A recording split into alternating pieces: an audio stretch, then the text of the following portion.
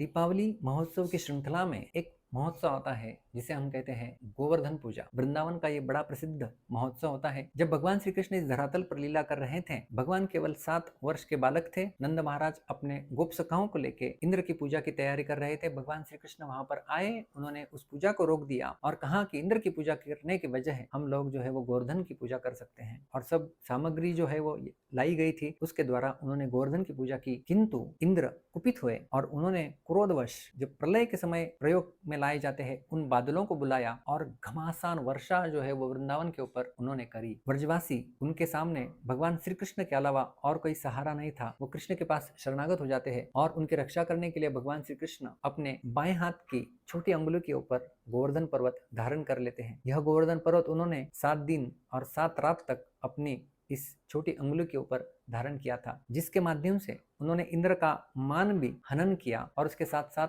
गोप गोपियों का रक्षण भी किया। 7 दिन 7 रात तक लगातार सारे गोप गोपियां सखाएं गैया ये सब भगवान श्री कृष्ण का सानिध्य प्राप्त किए। तो ऐसी ये बड़ी मधुर गोवर्धन लीला है। हमें इस दिन गोवर्धन का स्मरण करना चाहिए और गोवर्धन को और भगवान श्री कृष्ण को प्रणाम अर्पण करना चाहिए।